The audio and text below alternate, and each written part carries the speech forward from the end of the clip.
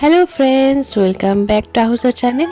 আজকে আমি তোমাদেরকে বানিয়ে দেখাবো গ্রিন লুচি, যেটা আমি বানাচ্ছি পালং শাক দিয়ে। চলো তাহলে দেখে নেওয়া যাক রেসিপিটি। সবার প্রথমে আমি এখানে নিয়ে নিয়েছি পালং শাক, সেটাকে কুচি করে একটু গরম জলে সেদ্ধ করে নিচ্ছি। খুব বেশিক্ষণ না, 2-3 মিনিট এটাকে একটু ভাপে সেদ্ধ করে নিতে হবে।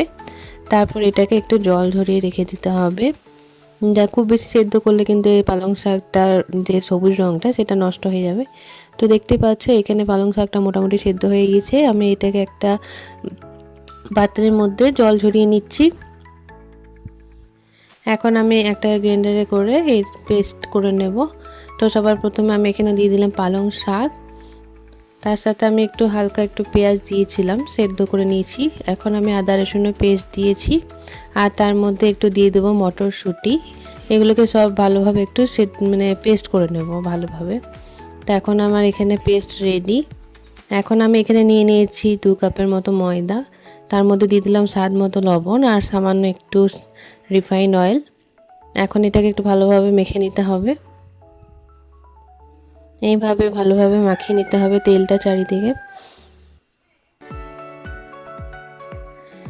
আমার এই ময়দাটা মাখা হয়ে গিয়েছে। এখন আমি এর মধ্যে যে পেস্টটা করে রেখেছিলাম সেটা অ্যাড করে দিচ্ছি, এবং এই পেস্টটা দেওয়ার পর এটাকে ভালোভাবে একটু মাখিয়ে রেখে দিতে হবে। তোমরা যদি চাও তো এর মধ্যে হালকা একটু জল দিতে পারো যদি প্রয়োজন হয়।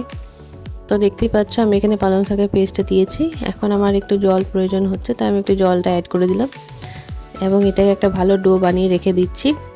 5 থেকে 10 মিনিট এই ডোটা একটু রেস্টে রাখতে হবে, তাহলে খুব ভালো লুচিগুলো ফুলবে। এখন দেখো আমি এগুলোকে গোল গোল করে নিয়েছি ছোট ছোট করে। এখন এটাকে আমি ভালোভাবে বেলে নেব।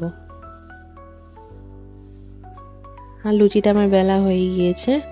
এখন একটা পাত্র গরম করে তার মধ্যে দিয়ে দিয়েছি সাদা তেল, আর তার মধ্যে আমি এই লুচিগুলো এক এক করে ছেঁকে নেব। খুবই টেস্টফুল হয় এবং খুবই হেলদি হয় এই লুচিগুলো।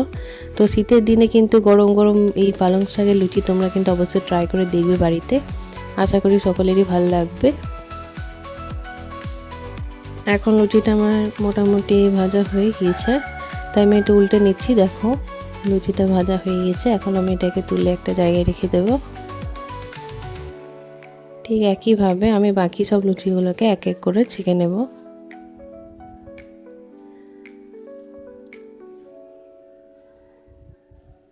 দেখতেই পাচ্ছ একদিক ছেঁকা হয়ে গেছে, এই দিকটা। এখন এই লুচিটা খুব ভালোভাবে ফুলে উঠেছে।